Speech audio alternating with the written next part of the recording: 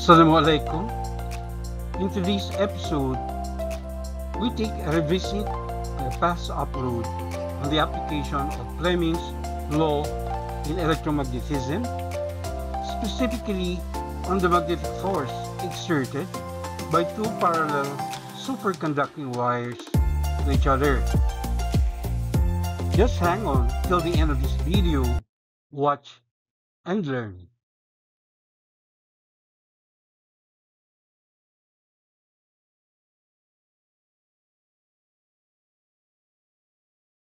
The question is, two straight parallel superconducting wires are 0.900 meters apart. Both wires are oriented straight up and down. One wire carries a current of 1.30 raised to the fourth power amperes upward and experiences a magnetic force per unit length of 95.0 Newton per meter that attracts it to the other wire. What are the magnitude and direction of the current in the other wire?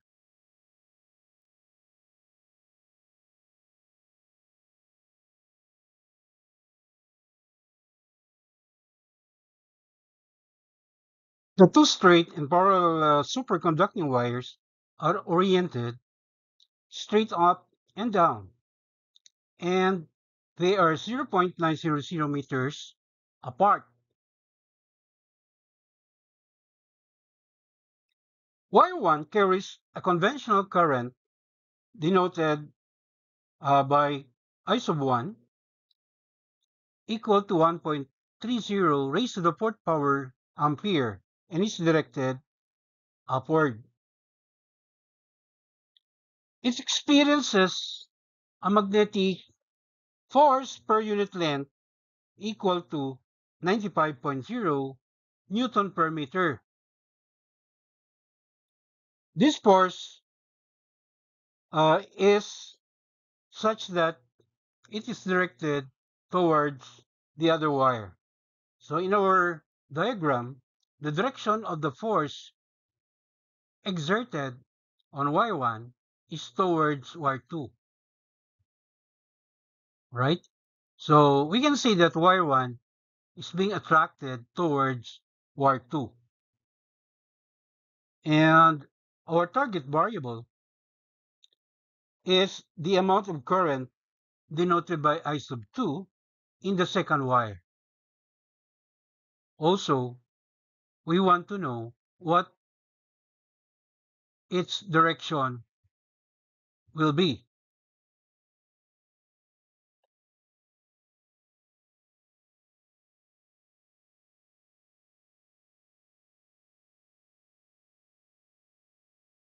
Based on Fleming's law, the vector magnetic force F on a current carrying wire such as wire 1 is equal to the cross product of the vector I times L and the vector magnetic field B sub 2, right? B sub 2 is the external magnetic field induced around current carrying wire number 2.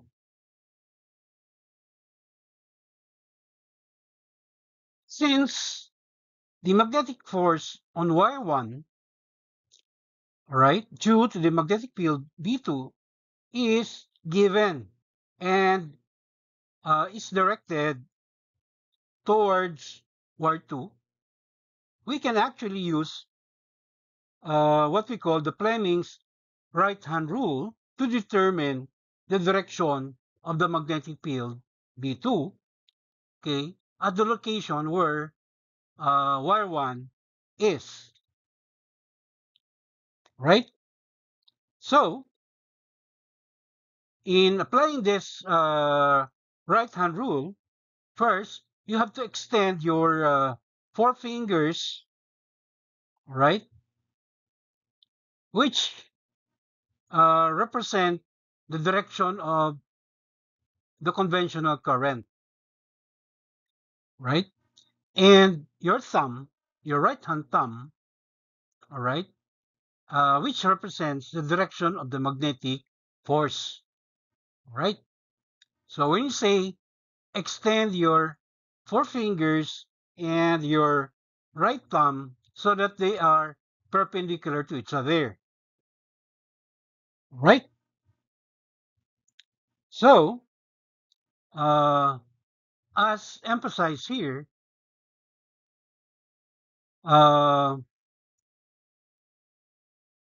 the direction of the magnetic field, all right, is determined by uh, how the palm is, or where the palm of your right hand is facing, right? So, what you should do, okay, in using the right hand,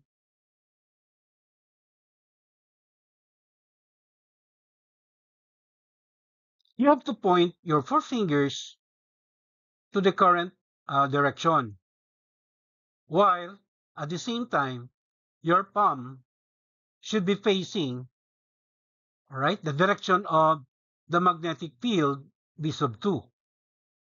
Curling the fingers into your palm, the thumb should be pointing in the direction of the magnetic force. But in this problem, all right, we said that the direction of the magnetic force is already given, which is to the right. So, with your right hand forefingers pointing upward and your palm facing you, all right, or facing the reader, in turning the forefingers into your palm or curling the forefingers into your palm, your thumb must be pointing to the right, all right? So that verifies our description that the magnetic field B2 is indeed directed towards you. And this is represented by the dot symbol in our diagram.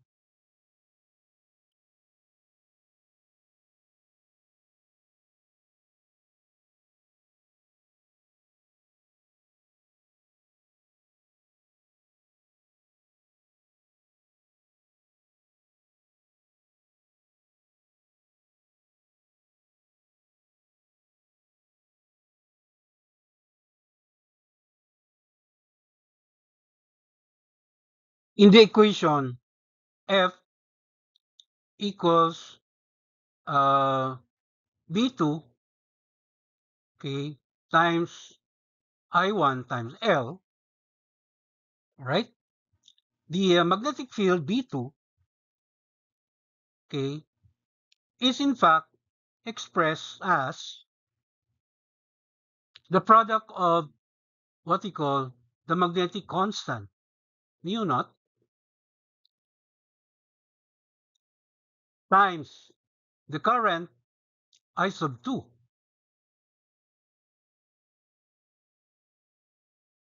and the length capital L divided by 2 pi r, okay, where the magnetic constant mu naught is more commonly referred to as the permeability of free space or vacuum.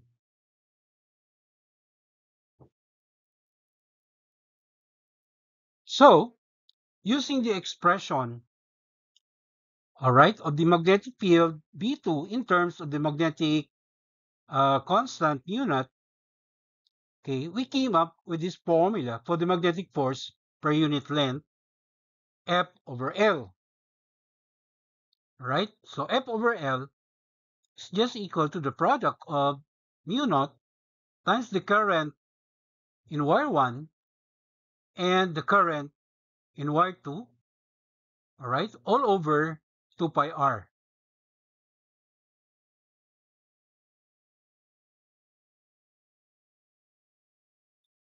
So when we substitute the quantities into the working equation for computing the current in wire 2, which we already have derived, okay, where that current I sub 2 is just equal to the force per unit length, or F divided by L multiplied by 2 pi r, and then divided by the product of the magnetic constant P naught and the current in wire 1 I sub 1. So substituting the quantities, okay, the current I sub 2 is just equal to 95.0 Newton per meter multiplied by 2 pi and the given value for the distance small r, which is 0.900 meters, and then all over the value of the permeability of free space mu naught, which is 4 pi raised to the negative 7 Newton per ampere squared, multiplied by the current in wire 1, which is 1.30 raised to the fourth power ampere. So when you do our math, we arrive at the value of the current in wire 2, or I sub 2, equal to 3.29 raised to the fourth power ampere, right? And this is directed upward.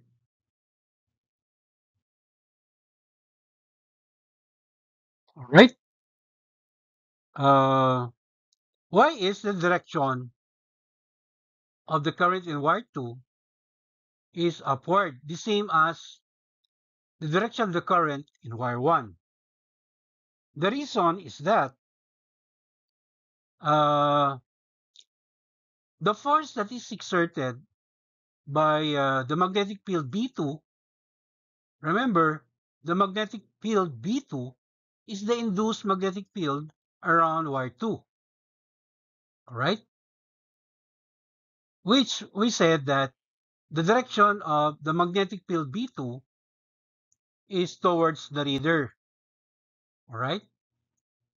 And the force Fm, which is the force exerted by this magnetic field B2 induced around wire 2, all right, is directed to the right.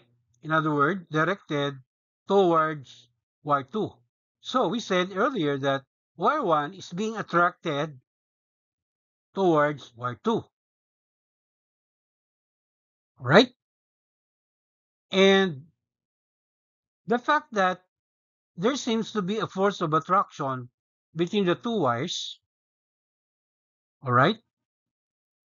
The force exerted by wire number 1 on wire number 2, all right? The force that is equal in magnitude but opposite in direction to Fm, all right? But is exerted on wire 2. This is in accordance with Newton's law of interaction. So while wire 1 is being attracted by wire 2, at the same time, wire 2 is also being attracted towards wire 1. And that force can be verified, the direction of that force can be verified if we again do the same analysis as what we did in wire 1. All right? At the location of wire 2, we say that the induced magnetic field around wire 1, all right, we denote that by B sub 1. So as far as wire 2 is concerned, the external magnetic field, all right, that is acting on wire 2 is directed away from the reader, right? So in other words, the magnetic field B1, okay, at this very point where wire 2 is located is opposite in direction to that of the magnetic field B2. And using your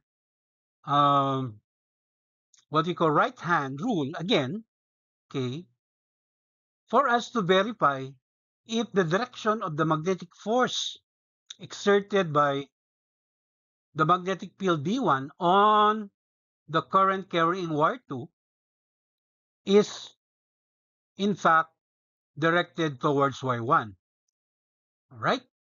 So, again, if you're going to use your right hand rule, all right, you have to once again use your four fingers, okay, point them into the direction of the current is of 2. That means upward. And at the same time, the palm of your right hand must be facing away from you or into the screen. All right, that is the meaning of the cross symbol that represents the direction of B1. All right, and then if you're going to curl or turn your four fingers into your right palm, you will notice that the direction of your right thumb is indeed directed to the left towards Y1 or exactly opposite to the direction of the force that is acting on Y1, right? So these two forces are equal in magnitude but opposite in direction, but they are acting on two different bodies, all right? So basically, that is what Newton's third law of interaction is telling us. So,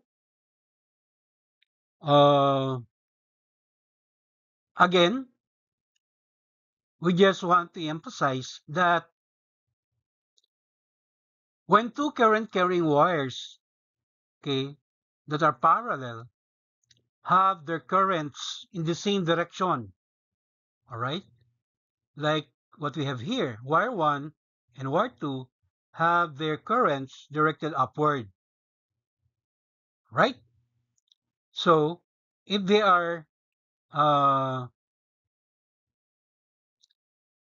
few centimeters apart, all right, in this case, 0.900 meters apart, okay, you will notice that the two wires will in fact be attracting each other. So there is a force of attraction between the two wires.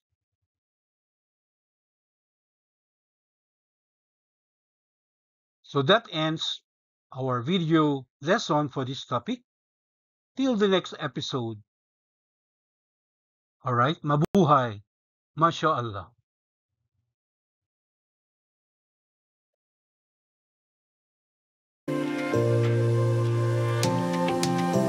Thank you very much for your indulgence.